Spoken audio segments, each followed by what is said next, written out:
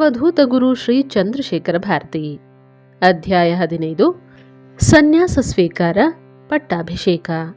ಇತ್ತ ತಮ್ಮ ಉತ್ತರಾಧಿಕಾರಿಯು ಆಗಮಿಸುವ ಮುನ್ನವೇ, ಆತನಿಗೆ ದೀಕ್ಷೆಯನ್ನು ಕೊಡುವ ಮುನ್ನವೇ, ಶ್ರೀ ಸಚ್ಚಿದಾನಂದ ಶಿವಾಭಿನವ ನೃಸಿಂಹ ಭಾರತಿ ಸ್ವಾಮಿಗಳವರು ಪರಿಧಾವಿ ಸಂವತ್ಸರದ ಚೈತ್ರ ಶುದ್ಧ ಬಿದಿಗೆಯ ದಿನ ಪರಮ ಪದವನ್ನೈದಿದ್ದರು. ಅಂದರೆ 1912ನೇ ಇಸವಿಯಲ್ಲಿ. ಮಹಾತಪಸ್ವಿಗಳು, ಯೋಗಿ ಶ್ರೇಷ್ಠರು, ಅಪರೋಕ್ಷ ಜ್ಞಾನಿಗಳೂ ಆಗಿದ್ದ ಜಗದ್ಗುರುಗಳ ನಿರ್ಯಾಣದಿಂದ ಅತ್ಯಂತ ದುಃಖದಿಂದ ನಾಡಿಗೆ ನಾಡೇ ಪರಿತಪಿಸಿತು. ಅಜಾತ ಶತ್ರುಗಳು, ಸರ್ವಭೂತ ಕರುಣಾಶಾಲಿಗಳು, ದರ್ಶನ ಮಾತ್ರದಿಂದ ಜನಗಳ ಸಂತಾಪವನ್ನು ದಮನಪಡಿಸುವವರೂ ಆಗಿದ್ದ ಗುರುವರ್ಯರ ವಿಯೋಗವು ಎಲ್ಲರಿಗೂ ಅತ್ಯಂತ ದುಸ್ಸಹವಾಗಿದ್ದಿತು. ಮಠದ ದಕ್ಷಿಣ ಭಾಗದಲ್ಲಿ ಗುರುವರ್ಯರೇ ನಿರ್ಮಿಸಿಕೊಂಡಿದ್ದ ನೃಸಿಂಹವನದಲ್ಲಿಯೇ ಆ ಪೂತಾತ್ಮರ ಕಳೇಬರವನ್ನು ಸಮಾಧಿ ಮಾಡಲಾಯಿತು. ಅತ್ತ ತ್ವರಿತಗತಿಯಲ್ಲಿ ಪ್ರಯಾಣ ನಡೆಸಿ ಶೃಂಗೇರಿಗೆ ದಯಮಾಡಿಸಿದ ಶ್ರೀ ನೃಸಿಂಹ ಶಾಸ್ತ್ರಿಗಳಿಗೆ ಜಗದ್ಗುರುಗಳು ಬ್ರಹ್ಮೀಭೂತರಾದುದನ್ನು ಕೇಳಿ ಸಿಡಿಲು ಬಡಿದಂತಾಯಿತು. ಆಗ ಶೃಂಗೇರಿಗೆ ತರೀಕೆರೆ ರೈಲು ನಿಲ್ದಾಣದಿಂದ ಎತ್ತಿನ ಬಂಡಿಯಲ್ಲಿ ಪ್ರಯಾಣ ಮಾಡಬೇಕಾಗಿತ್ತು.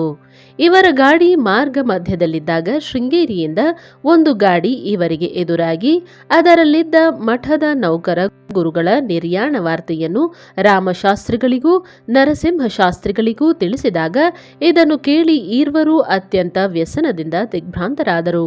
ಈಗಿನಂತೆ ಆಗ ಬಸ್ಸಿನ ಸೌಕರ್ಯವೂ ಇನ್ನೂ ಆರಂಭವಾಗಿರಲಿಲ್ಲ.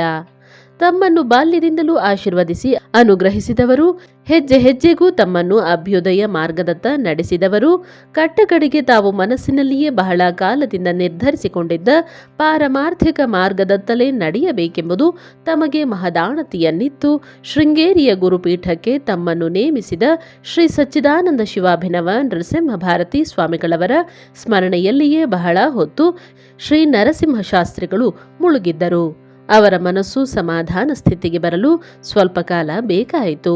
ಶ್ರೀ ಗುರುಗಳವರ ಆರಾಧನಾದಿ ಉತ್ತರ ಕ್ರಿಯೆಗಳೆಲ್ಲವೂ ಸಾಂಗವಾಗಿ ನೆರವೇರಿದವು. ಈ ಮಧ್ಯದಲ್ಲಿ ಶ್ರೀಕಂಠಶಾಸ್ತ್ರಿಗಳು ಮೈಸೂರಿಗೆ ಹೋಗಿ ಪ್ರಭುವರ್ಯರನ್ನು ತಾವು ಒಮ್ಮೆ ಕಂಡು ಜಗದ್ಗುರುಗಳ ನಿರ್ಯಾಣವನ್ನು, ಅವರ ಅಂತ್ಯೇಚ್ಛೆಯನ್ನು ವಿವರಿಸಿದರು. ಈ ಮೊದಲೇ ಶ್ರೀ ಜಗದ್ಗುರುಗಳವರಿಂದ ಶ್ರೀಮನ್ಮಹಾರಾಜರವರಿಗೆ ತಮ್ಮ ಉತ್ತರಾಧಿಕಾರಿಯಾಗಬೇಕಾದವರು ಶ್ರೀ ನರಸಿಂಹಶಾಸ್ತ್ರಿಗಳೇ ಎಂಬ ಸ್ಪಷ್ಟಾಭಿಪ್ರಾಯದ ಪತ್ರವೊಂದು ಬಂದಿತ್ತು. ಸದಾ ಗುರುಭಕ್ತ ನಿರತರಾಗಿದ್ದ ರಾಜರ್ಷಿ ಕೃಷ್ಣರಾಜ ಒಡೆಯರು ಗುರುಗಳ ಆಜ್ಞೆ ಪಾಲಿಸುವುದೇ ತಮಗೆಲ್ಲ ಶ್ರೇಯಸ್ಕರವೆಂದು ಮತ್ತು ಶ್ರೀ ನರಸಿಂಹಶಾಸ್ತ್ರಿಗಳಿಗೆ ಆಶ್ರಮ ಸ್ವೀಕಾರ ಮಾಡಿಸಿ ಗುರುವಾಜ್ಞೆಯನ್ನು ನೆರವೇರಿಸಬೇಕೆಂದು ತಿಳಿಸಿ ಹೊಸ ಗುರುಗಳಿಗೆ ತಮ್ಮ ಗೌರವ ಕಾಣಿಕೆಯನ್ನು ಭಕ್ತಿ ಪುರಸ್ಸರವಾಗಿ ಕಳುಹಿಸಿಕೊಟ್ಟರು. ಇತ್ತ ಶೃಂಗೇರಿಯಲ್ಲಿ ಶ್ರೀ ನರಸಿಂಹ ಭಾರತಿ ಸ್ವಾಮಿಗಳವರ ಆರಾಧನಾದಿ ಕಾರ್ಯಗಳೆಲ್ಲವೂ ಒಂದು ಕಡೆ ನಡೆಯುತ್ತಿದ್ದರೆ, ಮತ್ತೊಂದು ಕಡೆ ನೂತನ ಗುರುಗಳ ಆಶ್ರಮ ಸ್ವೀಕಾರಕ್ಕೆ, ಪಟ್ಟಾಭಿಷೇಕಕ್ಕೆ ಸಮಸ್ತ ಸಿದ್ಧತೆಗಳು ಜರುಗುತ್ತಿದ್ದವು. ದೇಶದ ನಾನಾ ಕಡೆಗಳಿಂದ ಭಕ್ತರ, ಶಿಷ್ಯರ ಮತ್ತು ಗುರು ಕಾರ್ಯದಲ್ಲಿ ಶ್ರದ್ಧೆಯುಳ್ಳವರ ಪ್ರವಾಹ ತಂಡವಾಗಿ ಶೃಂಗೇರಿಗೆ ಧಾವಿಸುತ್ತಿತ್ತು. ಪ್ರಯಾಣದ ಅಸೌಕರ್ಯ, ರಸ್ತೆಗಳ ಅವ್ಯವಸ್ಥೆ, ವಾಹನಗಳ ಮಿತ ಸೌಲಭ್ಯ ಯಾವುದನ್ನೂ ಲಕ್ಷಿಸದೆ ಜನ ಯಾವ ವಾಹನಗಳ ಮೂಲಕ ದೊರಕಿದರೆ ಅದರಲ್ಲಿ ತುಂಬಿಕೊಂಡು ತಂಡೋಪತಂಡವಾಗಿ ಬರುತ್ತಿದ್ದರು. ಶ್ರೀಮಠದವರು, ಸರ್ಕಾರದ ಅಧಿಕಾರಿ ವರ್ಗದವರು ಅತ್ಯಂತ ಚಟುವಟಿಕೆ ಮತ್ತು ದಕ್ಷತೆಯಿಂದ ಜನಕ್ಕೆ ಊಟ ಉಪಚಾರಗಳ ಅನುಕೂಲಗಳನ್ನು ಒದಗಿಸುವುದರಲ್ಲಿ ಮಗ್ನರಾದರು. ಮಹಾರಾಜರನ್ನು ಪ್ರತಿನಿಧಿಸಿ ದಿವಾನರಾಗಿದ್ದ ವಿ ಮಾಧವರಾಯರು, ಇತರ ಅಧಿಕಾರಿಗಳು ಆಗಮಿಸಿದ್ದರು. ಆರಾಧನಾದಿ ಕಾರ್ಯಗಳೆಲ್ಲವೂ ನಡೆದು ಮುಂದೆ ಶಿಷ್ಯ ಸ್ವೀಕಾರ ಸಮಾರಂಭದ ವ್ಯವಸ್ಥೆಯನ್ನು ಕುರಿತು ಚರ್ಚಿಸಿ ನಿರ್ಧರಿಸಲು ಶಿಷ್ಯರ ಬೃಹತ್ ಸಭೆಯು ನಡೆಯಿತು. ಅಲ್ಲಿ ಶ್ರೀಕಂಠಶಾಸ್ತ್ರಿಗಳು ಮುಕ್ತರಾದ ಗುರುಗಳ ಅಭಿಪ್ರಾಯವನ್ನು ಸಭೆಗೆ ಶ್ರುತಪಡಿಸಿ ಬಹಳ ಮೊದಲೇ ಮಹಾರಾಜ ಕೃಷ್ಣರಾಜ ಒಡೆಯರಿಗೂ ಗುರುಗಳು ಈ ವಿಷಯವನ್ನು ತಿಳಿಸುವುದಾಗಿ ಸ್ಪಷ್ಟಪಡಿಸಿದರು. ಆಗ ಸಭೆಯ ಒಂದು ಕೊನೆಯಲ್ಲಿ ವಿನೀತರಾಗಿ ನಿಂತಿದ್ದ ನರಸಿಂಹಶಾಸ್ತ್ರಿಗಳನ್ನು ತಿನ್ನವೆಲ್ಲಿಯ ರಾಮಚಂದ್ರ ಅಯ್ಯರ್ ಕರೆದು, ನಾಳೆ ತಾವು ಗುರುಗಳಾಗುವವರು, ಏಕೆ ನಿಂತಿದ್ದೀರಿ? ಬನ್ನಿ, ಮುಂದೆ ಕುಳಿತುಕೊಳ್ಳಿ ಎಂದರು. ಆಗ ಶಾಸ್ತ್ರಿಗಳು, ಅದು ನಾಳೆಯ ವಿಚಾರ. ಈ ದಿನ ನಾನು ಎಲ್ಲರಂತೆಯೇ ಬ್ರಹ್ಮಚಾರಿ, ಚಿಕ್ಕವನು ಎಂದು ತಮ್ಮ ಬಳಿಯಿದ್ದ ವಿದ್ಯಾರ್ಥಿ ವೃಂದದತ್ತ ನೋಡುತ್ತಾ ಹೇಳಿದರು. ಸರ್ವಜ್ಞಂ ಶ್ರೀ ನೃಸಿಂಹಂ ಕುರು ಶಿವದಯಿತೆ ಎಂದು ಯಾರ ವಿಷಯದಲ್ಲಿ ಗುರುವರಿಯರು ಜಗನ್ಮಾತೆಯನ್ನು ಪ್ರಾರ್ಥಿಸಿದ್ದರೋ ಆ ಪುಣ್ಯ ಚರಿತರಾದ ನರಸಿಂಹ ಶಾಸ್ತ್ರಿಗಳು ಶೃಂಗೇರಿಗೆ ಹಿಂತಿರುಗಿ ಬಂದಾಗಿನಿಂದಲೂ ಜಗದಾಂಬೆಯನ್ನು ತಾವು ಪ್ರಾರ್ಥಿಸುತ್ತಿದ್ದರು. ಮುಂದೆ ತಾವು ನಿಯಮಿಸಲ್ಪಡಲಿರುವ ಮಹಾಪೀಠಕ್ಕೆ ತಮ್ಮನ್ನು ಯೋಗ್ಯರನ್ನಾಗಿ ಮಾಡು ಎಂದು, ಮಹತ್ ಕಾರ್ಯ ನಿರ್ವಹಣೆಗೆ ತಮ್ಮನ್ನು ಶಕ್ತರನ್ನಾಗಿ ಮಾಡು ಎಂಬುದಾಗಿ, ಎಂದೆಂದಿಗೂ ತಮ್ಮ ಮಾರ್ಗದರ್ಶಕಳಾಗು ಎಂಬುದಾಗಿ. ಆ ಮಹಾದಿನವೂ ಬಂತು. ಎಲ್ಲೆಲ್ಲಿಯೂ ಹಬ್ಬದ ವಾತಾವರಣ ತೋರಿತು. ಶೃಂಗೇರಿ ಎಲ್ಲವೂ ತಳಿರು ತೋರಣಗಳಿಂದ ತುಂಬಿ ತುಳುಕುತ್ತಿದ್ದಿತು.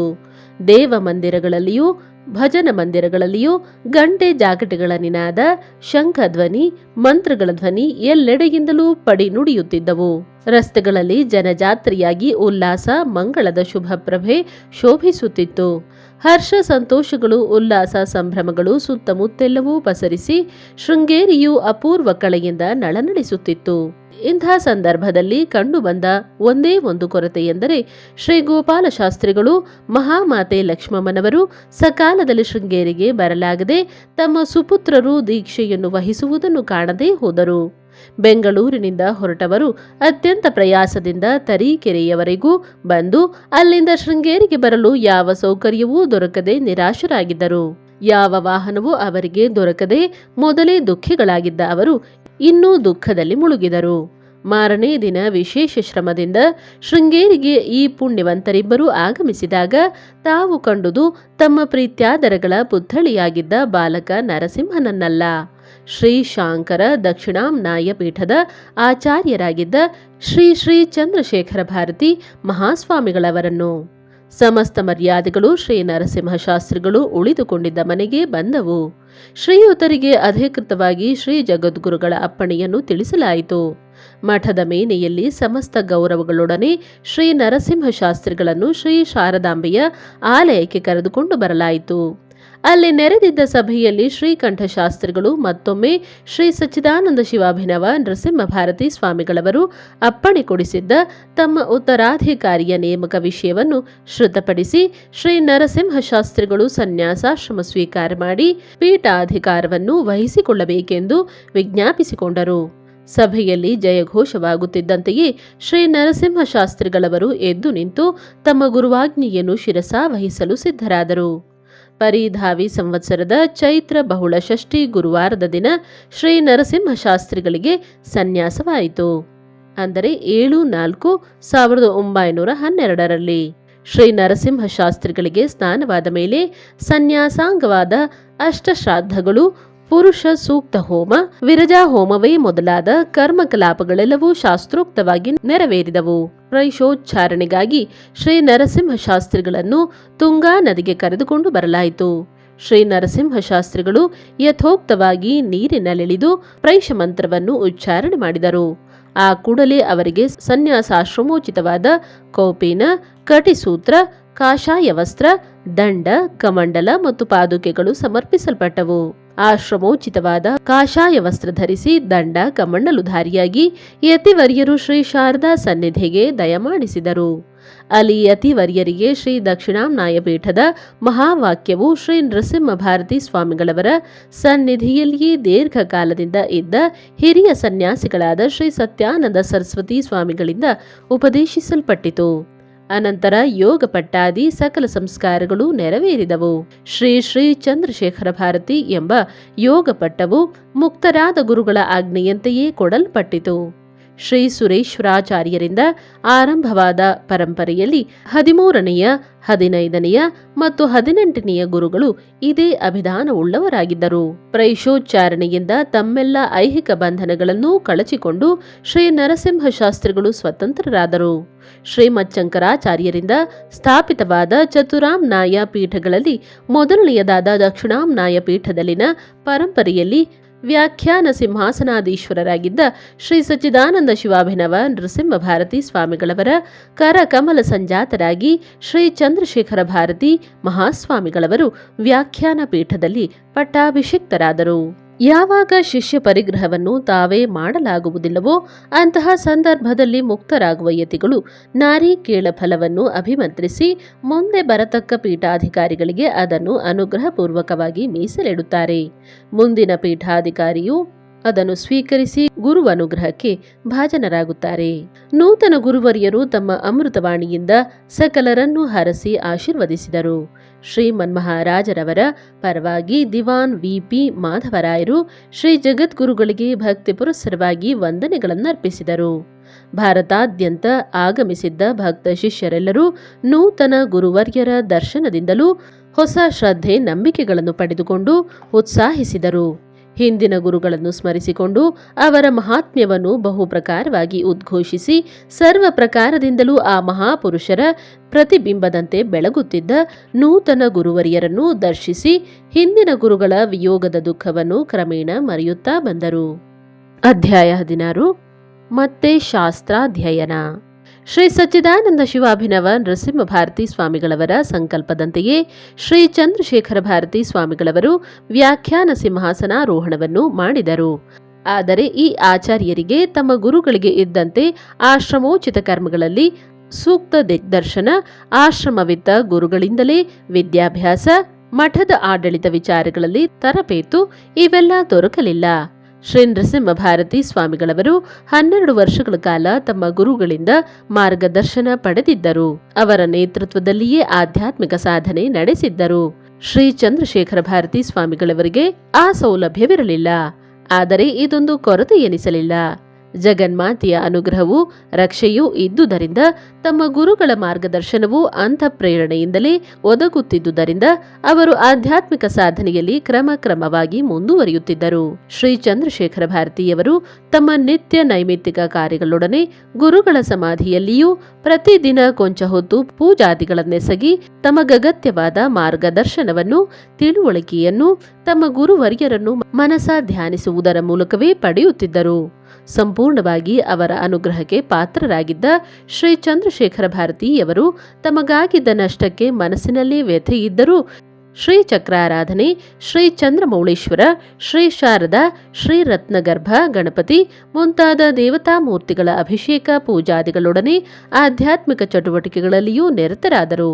ಶ್ರೀ ಚಂದ್ರಶೇಖರ ಭಾರತಿಯವರಿಗೆ ಸನ್ಯಾಸಕ್ಕೆ ಪೂರ್ವವೇ ಶ್ರೀ ವಿದ್ಯಾ, ಶ್ರೀ ಮೇಧಾ ದಕ್ಷಿಣಾಮೂರ್ತಿ, ಶ್ರೀ ನರಸಿಂಹ ಮಂತ್ರೋಪದೇಶವು ಶ್ರೇಷ್ಠ ಸಾಧಕರಾಗಿದ್ದ ಶ್ರೀಕಂಠ ಶಾಸ್ತ್ರಿಗಳಿಂದಲೇ ಉಪದೇಶಿಸಲ್ಪಟ್ಟಿದ್ದವು. ಹಾಗೆಯೇ ಶ್ರೀಚಕ್ರದ ನವಾವರಣ ಪೂಜೆಯು ಉಪದೇಶಿಸಲ್ಪಟ್ಟಿತು. ಮೊದಲೇ ಯೋಗಾಭ್ಯಾಸದಲ್ಲಿ ಆಸಕ್ತರಾಗಿದ್ದ ಶ್ರೀ ಚಂದ್ರಶೇಖರ ಭಾರತಿಯವರು ಸನ್ಯಾಸವಾದ ಬಳಿಕ ವೇದಾಂತ ಮಾರ್ಗದಲ್ಲಿ ಆತ್ಮ ಸಾಧನೆಯನ್ನು ಮತ್ತು ಪತಂಜಲಿ ಮುನಿ ಪ್ರಣೀತವಾದ ರಾಜಯೋಗಾನುಸಾರ ತಮ್ಮ ಸಾಧನೆಗಳನ್ನು ನಡೆಸುತ್ತಾ ಒಂದೊಂದೇ ಮೆಟ್ಟಿಲಾಗಿ ಮೇಲೇರುತ್ತಾ ಹೋದರು. ಮಠದ ಆಡಳಿತ ವ್ಯವಸ್ಥೆಯನ್ನು ನಡೆಸಲು ವೇದಶಾಸ್ತ್ರಗಳಲ್ಲಿ ಮತ್ತು ಲೌಕಿಕ ವಿಷಯಗಳಲ್ಲಿ ಪಾರಂಗತರು, ದಕ್ಷ ಆಡಳಿತಗಾರರು, ವ್ಯವಹಾರ ಚತುರರು ಮತ್ತು ಮುಕ್ತಾತ್ಮರಾದ ಶ್ರೀ ನರಸಿಂಹ ಭಾರತಿ ಸ್ವಾಮಿಗಳವರ ಸೇವೆಯಲ್ಲೇ ಬಹುಕಾಲವಿದ್ದು ಅವರ ಆಶೀರ್ವಾದ ಅನುಗ್ರಹಕ್ಕೆ ಪಾತ್ರರೂ ಆಗಿದ್ದ ನಂಜನಗೂಡು ಶ್ರೀಕಂಠಶಾಸ್ತ್ರಿಗಳಿದ್ದರು. ಆಡಳಿತ ಚತುರತೆ, ಕಾರ್ಯದಕ್ಷತೆ ಮತ್ತು ಅಚ್ಚುಕಟ್ಟುತನದಲ್ಲಿ ಶಾಸ್ತ್ರಿಗಳು ಒಂದು ರಾಜ್ಯದ ಆಡಳಿತವನ್ನೇ ನಡೆಸುವಷ್ಟು ಸಾಮರ್ಥ್ಯವುಳ್ಳವರಾಗಿದ್ದರು. ಇಂತಹವರ ಕೈಯಲ್ಲಿ ಮಠದ ಆಡಳಿತವಿದ್ದುದರಿಂದ ಶ್ರೀ ಗುರುಗಳು ನಿಶ್ಚಿಂತರಾಗಿ ಯೋಗ, ವೇದಾಂತ, ತಪೋನುಷ್ಠಾನಗಳಲ್ಲಿ ಮಗ್ನರಾದರು. ಬೆಂಗಳೂರಿನ ಪಾಠಶಾಲೆಯಲ್ಲಿ ಒಂದು ಘಟ್ಟಕ್ಕೆ ಬಂದು ಹಠಾತ್ತಾಗಿ ನಿಂತು ಹೋದ ಪಾಠಗಳೂ ಸಹ ಇಲ್ಲಿ ಪುನರಾರಂಭವಾದವು. ಅಲ್ಲಿ ಪೂರ್ವ ಮೀಮಾಂಸಾ ಶಾಸ್ತ್ರವನ್ನು, ಅದ್ವೈತ ವೇದಾಂತವನ್ನು ಕ್ರಮವಾಗಿ ವೈದ್ಯನಾಥ ಶಾಸ್ತ್ರಿ ಮತ್ತು ವೆಳ್ಳೂರು ಸುಬ್ರಹ್ಮಣ್ಯ ಶಾಸ್ತ್ರಿಗಳವರಲ್ಲಿ ವ್ಯಾಸಂಗ ಮಾಡಿದ ಗುರುಗಳಿಗೆ ಇಲ್ಲಿ ಅದಕ್ಕಿಂತ ಹೆಚ್ಚಿನ ಸೌಲಭ್ಯ ದೊರಕಿತು. ಶ್ರೀ ಸಚ್ಚಿದಾನಂದ ಶಿವಾಭಿನವ ನರಸಿಂಹ ಭಾರತಿ ಸ್ವಾಮಿಗಳವರಿಂದ ವೇದಾಂತದ ಗಹನ ತತ್ವಗಳನ್ನು, ಆತ್ಮಜ್ಞಾನೋಪದೇಶವನ್ನು ಪಡೆದು ಧನ್ಯರಾಗಿದ್ದ ಹಾನಗಲ್ ವಿರೂಪಾಕ್ಷ ಶಾಸ್ತ್ರಿಗಳು ನೂತನ ಯತಿವರಿಯರಿಗೆ ವೇದಾಂತ ಪಾಠವನ್ನು ಹೇಳಲು ನಿಯಮಿಸಲ್ಪಟ್ಟರು. ಶ್ರೀ ಚಂದ್ರಶೇಖರ ಭಾರತಿಯವರಿಗೆ ವೇದಾಂತ ಪಾಠವನ್ನು ಹೇಳಲು ಆರಂಭದಲ್ಲಿ ವಿರೂಪಾಕ್ಷ ಶಾಸ್ತ್ರಿಗಳು ಒಪ್ಪಿಗೆ ಕೊಡಲಿಲ್ಲ. ಈ ವಿದ್ಯಾರ್ಥಿಯು ಸನ್ಯಾಸಿಯಾದುದರಿಂದಲೂ ಪೀಠಾಧಿಪತಿಯಾದುದರಿಂದಲೂ ಶಿಸ್ತು ನಿಯಮಗಳಿಗೆ ಒಳಪಡಿಸಲು ಸಾಧ್ಯವಾಗಲಾರದೆಂದು ಭಾವಿಸಿದ್ದರೋ ಏನೋ ಶಾಸ್ತ್ರಿಗಳು. ಅವರು ಇನ್ನೂ ನಿರ್ಧಾರ ತೆಗೆದುಕೊಳ್ಳಲು ಸ್ವಲ್ಪ ಯೋಚಿಸುತ್ತಿದ್ದಾಗಲೇ ಶ್ರೀ ಚಂದ್ರಶೇಖರ ಭಾರತಿಯವರು ಅವರಿಗೆ ಹೇಳಿ ಕಳುಹಿಸಿದರು. ಶಾಸ್ತ್ರಿಗಳು ಸ್ವಾಮಿಗಳಿಗೆ ವಂದಿಸಿ ಕುಳಿತುಕೊಂಡರು. ಸ್ವಾಮಿಗಳೇ ಮಾತಿಗೆ ಆರಂಭಿಸಿದರು. ನಮಗೆ ಬೆಂಗಳೂರಿನಲ್ಲಿ ಇದ್ದಕ್ಕಿದ್ದಂತೆಯೇ ನಿಂತು ಹೋದ ವೇದಾಂತ ಶಾಸ್ತ್ರಾಭ್ಯಾಸವು ಈಗ ಮುಂದುವರಿಯಬೇಕಾಗಿದೆ. ಹೌದು, ಶಾಸ್ತ್ರಿಗಳು ನುಡಿದರು. ಅದನ್ನು ನಮ್ಮ ಗುರುವರ್ಯರ ವಿದ್ಯಾಶಿಷ್ಯರಾದ ತಮ್ಮಿಂದಲೇ ಕಲಿಯಬೇಕೆಂಬುದು ನಮ್ಮ ಹೃದ್ಗತವಾಗಿದೆ. ಶಾಸ್ತ್ರಿಗಳು ಸುಮ್ಮನಿದ್ದರು, ಮಾತನಾಡಲಿಲ್ಲ. ತಾವು ಗುರು ಶಿಷ್ಯ ಸಂಬಂಧವನ್ನು ಕುರಿತು ಯೋಚಿಸುತ್ತಿರಬಹುದು. ನಾವು ಯತಿಸ್ಥಾನದಲ್ಲಿದ್ದರೂ ವಿದ್ಯಾರ್ಥಿಯ ಶಿಸ್ತು, ನಡೆ, ನಿಯಮಗಳನ್ನು ಪಾಲಿಸುತ್ತೇವೆ. ಶಾಸ್ತ್ರಿಗಳು ಆಶ್ಚರ್ಯದಿಂದ ಸ್ವಾಮಿಗಳವರ ಮುಖವನ್ನು ನೋಡಿದರು. ಸ್ವಾಮಿಗಳೇ ಮುಂದುವರಿಸಿದರು. ಯೋಗ್ಯ ಗುರುವಿನಿಂದ ಅರ್ಹರಾದ ಶಿಷ್ಯರು ಶಾಸ್ತ್ರವಿದ್ಯೆಯನ್ನು ಕಲಿಯಲು 3 ಮಾರ್ಗಗಳಿವೆ ಎಂದು ಶಾಸ್ತ್ರಗಳು ಸಾರುತ್ತವೆ. ಮೊದಲನೆಯದು ಗುರುವಿನ ಸೇವೆ ಮಾಡುವುದರಿಂದ. ಇದು ನನ್ನಿಂದ ಆಗದು. ನಾನು ಸನ್ಯಾಸಿಯಾಗಿ ಪೀಠಾಧಿಪತಿಯಾಗಿರುವುದರಿಂದ ನಿಮ್ಮ ಸೇವೆ ಮಾಡಲಾಗದು. ಎರಡನೆಯ ಮಾರ್ಗ, ಗುರುವಿಗೆ ಹೇರಳವಾಗಿ ಹಣವನ್ನಿತ್ತು ವಿದ್ಯೆ ಪಡೆಯಬಹುದು. ಇದು ನನ್ನಿಂದ ಆಗದು. ನಾನು ಈಗ ಸನ್ಯಾಸಿ, ರಿಕ್ತಹಸ್ತ. ಈ ಮಠದಲ್ಲಿರುವ ಹಣವೆಲ್ಲ ಶ್ರೀ ಶಾರದಾಂಬಾರವರ ಒಡೆತನಕ್ಕೆ ಸೇರಿದುದು. ನಾನು ಕೇವಲ ಅದರ ಪಾಲಕ. ಮೂರನೆಯ ಮಾರ್ಗವೆಂದರೆ ನನ್ನಲ್ಲಿರಬಹುದಾದ ವಿದ್ಯೆಯನ್ನು ನಿಮಗಿತ್ತು ನಿಮ್ಮಿಂದ ವೇದಾಂತ ಶಾಸ್ತ್ರವನ್ನು ಕಲಿಯುವುದು. ನಾನು ನವೀನ ತರ್ಕಶಾಸ್ತ್ರದ ಅಭ್ಯಾಸವನ್ನು ಪೂರ್ಣಗೊಳಿಸಿದ್ದೇನೆ. ನಿತ್ಯವೂ ತಮಗೆ ಅದನ್ನು ಹೇಳುತ್ತೇನೆ. ತಾವು ನನಗೆ ವೇದಾಂತ ಶ್ರವಣ ಮಾಡಿಸಿ ಎಂದರು. ಶಾಸ್ತ್ರಿಗಳು ಸ್ವಾಮಿಗಳ ಮಾತಿಗೆ ಮೌನ ಸಮ್ಮತಿಯಿತ್ತರು. ಹೀಗೆ ಪಾಠ ಪ್ರಾರಂಭವಾಯಿತು. ಇದೆಂಥ ಅಪೂರ್ವ ಸಂಧಿ! ಶ್ರೀ ನೃಸಿಂಹ ಭಾರತಿ ಮಹಾಸ್ವಾಮಿಗಳಲ್ಲಿ ಶಿಷ್ಯ ವೃತ್ತಿಯನ್ನಾಚರಿಸಿ ವೇದಾಂತ ಪಾಠಗಳಲ್ಲಿ ವಿಶೇಷ ಜ್ಞಾನವನ್ನು, ಅನುಭೂತಿಯನ್ನೂ ಪಡೆದು ಪಾಂಡಿತ್ಯದ ಪರ್ವತವಾಗಿದ್ದ ಶಾಸ್ತ್ರಿಗಳು ಶ್ರೀ ನೃಸಿಂಹ ಭಾರತಿ ಸ್ವಾಮಿಗಳ ಕರಕಮಲ ಸಂಜಾತರಾದ ಶ್ರೀ ಚಂದ್ರಶೇಖರ ಭಾರತಿಯವರಿಗೆ ವೇದಾಂತ ಪಾಠಗಳನ್ನು ಹೇಳುವುದೆಂದರೆ ಅದೆಂಥ ಸುಯೋಗ! ಶ್ರೀ ಗುರುವರ್ಯರು ಆಶ್ರಮದ ಪರಂಪರೆಯಲ್ಲಿ ಶ್ರೀ ನೃಸಿಂಹ ಭಾರತಿಯವರ ಶಿಷ್ಯರಾಗಿದ್ದರೆ, ಶಾಸ್ತ್ರಿಗಳವರು ವಿದ್ಯಾ ಪರಂಪರೆಯಲ್ಲಿ ಶ್ರೀ ನೃಸಿಂಹ ಭಾರತಿಯವರ ಶಿಷ್ಯರಾಗಿದ್ದರು.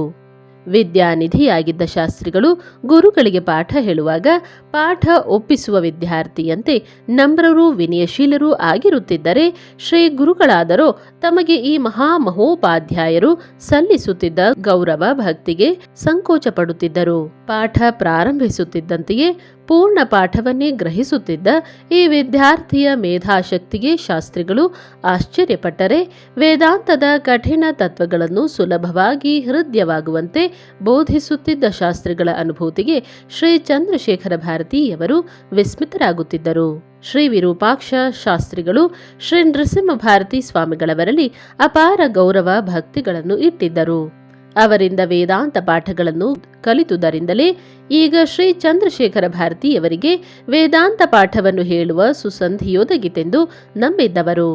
ತಮ್ಮ ಹಿರಿಯ ಗುರುಗಳ ಪ್ರತಿನಿಧಿಯಾದ ಈ ಗುರುಗಳಲ್ಲಿಯೂ ಏಕರೀತಿಯಾದ ಭಕ್ತಿ ಗೌರವವನ್ನು ಹೊಂದಿದ್ದರು.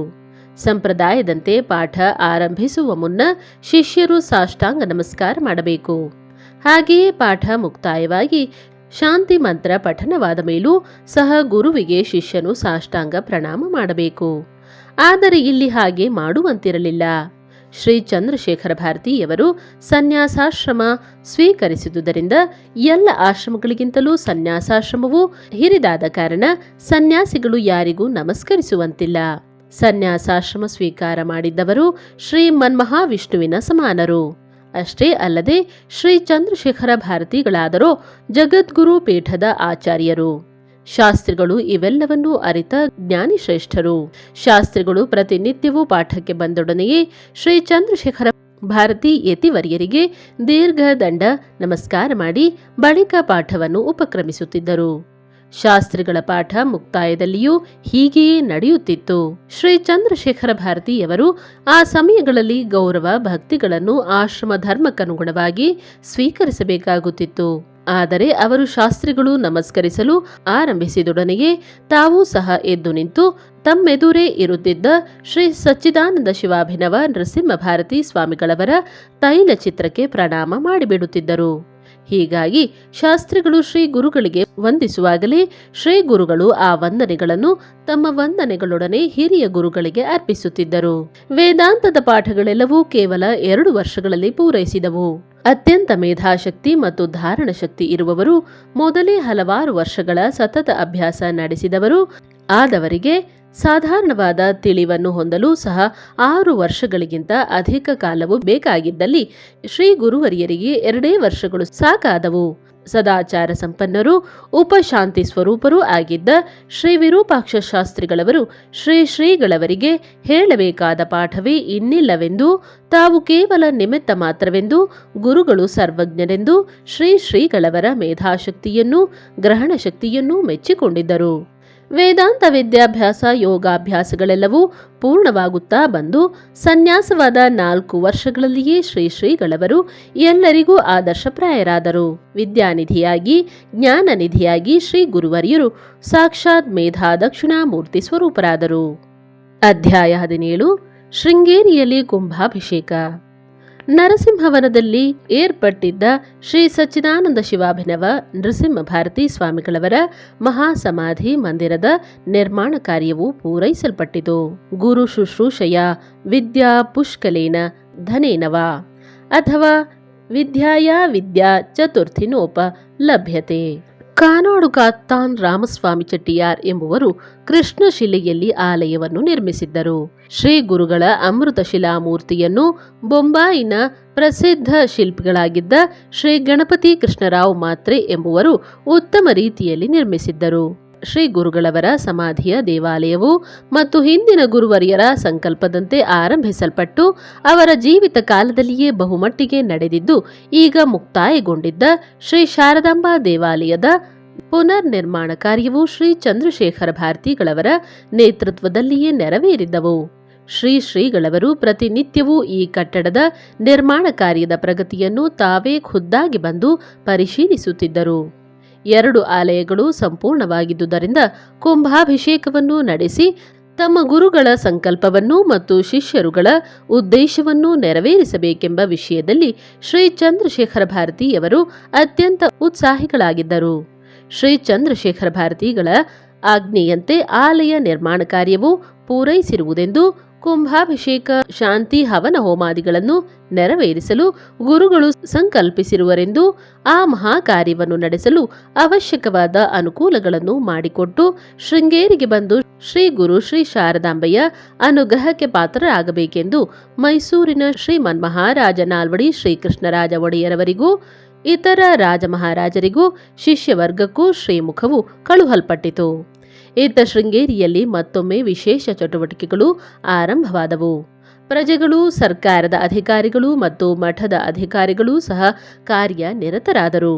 ಜನಪ್ರವಾಹವು ತಂಡೋಪತಂಡವಾಗಿ ಬರಲಾರಂಭಿಸಿತು. ಶ್ರೀ ಚಂದ್ರಶೇಖರ ಭಾರತಿಗಳ ಪಟ್ಟಾಭಿಷೇಕದಂತೆಯೇ ಈಗಲೂ ಶೃಂಗೇರಿಯಲ್ಲಿ ನವಚೇತನ ಸಂಚಾರವಾಗಿ ಊರೆಲ್ಲವೂ ಕಳಕಳಿಸುತ್ತಿದ್ದ ಹರ್ಷೋತ್ಸಾಹದಿಂದ ತುಂಬಿ ತುಳುಕುತ್ತಿತ್ತು. ವಸಂತ ಮಾಸದಲ್ಲಿ ಪ್ರಕೃತಿ ದೇವಿಯ ಸೌಂದರ್ಯವು ನೂರ್ಮಡಿ ಹೆಚ್ಚಿ ವರ್ಣನಾತೀತವಾಗಿರುತ್ತದೆ.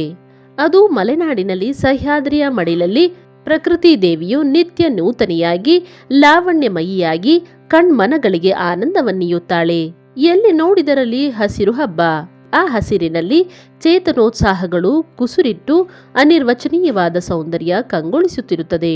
ಈ ವಸಂತದೊಡನೆಯೇ ನವೋತ್ಸಾಹವೂ ಉಲ್ಲಾಸವೂ ಮೂಡಿ ಎಲ್ಲೆಲ್ಲಿಯೂ ಚಟುವಟಿಕೆಯು ಕಾಣುತ್ತಿರುತ್ತದೆ. ಪ್ರಕೃತಿಯ ರಮ್ಯ ಸ್ಥಾನವಾದ ಶೃಂಗೇರಿಯಲ್ಲಿ ನಡೆಯಲಿದ್ದ ಮಹೋತ್ಸವಗಳಿಗೆ ವಸಂತ ಮಾಸವು ತನ್ನ ಪಾಲಿನ ಸೇವೆಯನ್ನು ಸಲ್ಲಿಸಿ ಭಕ್ತರ ಹರ್ಷ ಸಂತೋಷಗಳಿಗೂ ಭಗವಂತನ ಅನುಗ್ರಹಕ್ಕೂ ಪಾತ್ರವಾಗಿತ್ತು. ಭರತಖಂಡದ ಎಲ್ಲೆಡೆಯಿಂದಲೂ ಭಕ್ತವೃಂದವು ಶೃಂಗೇರಿಗೆ ಆಗಮಿಸಿತು. ಶ್ರೀಮನ್ಮಹಾರಾಜ ಕೃಷ್ಣರಾಜ ಒಡೆಯರು ಕುಟುಂಬ ಪರಿವಾರ ಸಮೇತರಾಗಿ ದಯಮಾಡಿಸಿದರು. ಇತರ ರಾಜಪ್ರತಿನಿಧಿಗಳು, ಉಚ್ಚ ಅಧಿಕಾರಿಗಳು, ಆಂಧ್ರ, ಕೇರಳ, ಮದರಾಸು, ಮಹಾರಾಷ್ಟ್ರ ಮತ್ತು ಕರ್ನಾಟಕದ ನಾನಾ ಭಾಗಗಳಿಂದ ಭಕ್ತರು, ಹೋಮಾದಿ ಕಾರ್ಯಗಳಲ್ಲಿ ಭಾಗವಹಿಸಲು ವಿದ್ವಾಂಸರುಗಳು ಆಗಮಿಸಿದ್ದರು. ಎಲ್ಲರಿಗೂ ಅನುಕೂಲಗಳನ್ನು ಸಾಧ್ಯವಾದ ಮಟ್ಟಿಗೂ ಉತ್ತಮ ರೀತಿಯಲ್ಲಿ ಕಲ್ಪಿಸಲಾಗಿತ್ತು. ಕುಂಭಾಭಿಷೇಕ ಸಂಬಂಧವಾದ ಕರ್ಮಕಲಾಪಗಳು 7 ದಿನ ಮುಂಚಿತವಾಗಿಯೇ ಆರಂಭಿಸಲ್ಪಟ್ಟಿದ್ದವು. ನಿರ್ದಿಷ್ಟವಾದ ದಿನದಲ್ಲಿ, ಅಂದರೆ ನಳ ಸಂವತ್ಸರದ ವೈಶಾಖ ಶುದ್ಧ ಪಾಡ್ಯಮಿ ಗುರುವಾರ 1916ನೇ ಇಸವಿಯಲ್ಲಿ ಪ್ರಾತಃಕಾಲ 8 ಗಂಟೆಗೆ ಸರಿಯಾಗಿ ತುಂಗಾ ನದಿಯ ದಕ್ಷಿಣ ತೀರದಲ್ಲಿ ಇರುವ ನೃಸಿಂಹವನದಲ್ಲಿ ಶ್ರೀ ಸಚ್ಚಿದಾನಂದ ಶಿವಾಭಿನವ ನೃಸಿಂಹ ಭಾರತಿ ಸ್ವಾಮಿಗಳವರ ಸಮಾಧಿ ಸ್ಥಾನಕ್ಕೆ ಶ್ರೀ ಚಂದ್ರಶೇಖರ ಭಾರತಿಯವರು ಶಿಷ್ಯರೊಡನೆ ದಯಮಾಡಿಸಿದರು.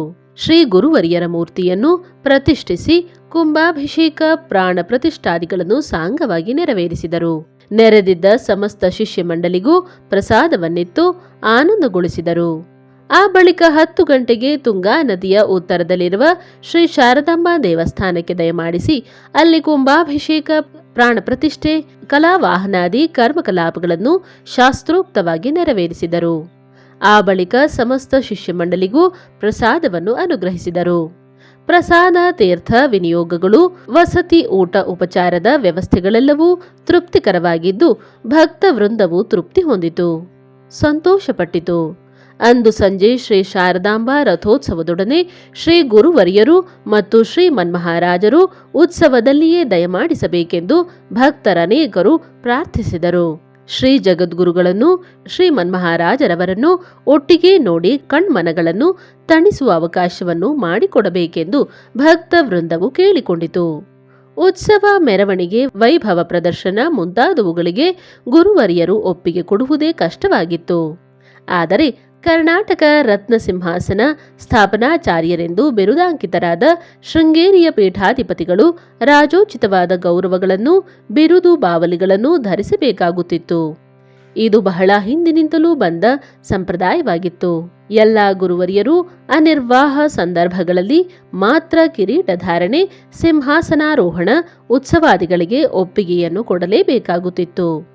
ಶ್ರೀ ಚಂದ್ರಶೇಖರ ಭಾರತಿಗಳು ಸಹ ಈ ಎಲ್ಲ ಗೌರವಭೂಷಣಗಳನ್ನು, ವೈಭವ ಪ್ರದರ್ಶನಗಳನ್ನು ದೂರವಿಡಲು ಇಚ್ಛಿಸಿದ್ದರೂ ಪೂರ್ಣವಾಗಿ ವರ್ಜಿಸುವಂತಿರಲಿಲ್ಲ.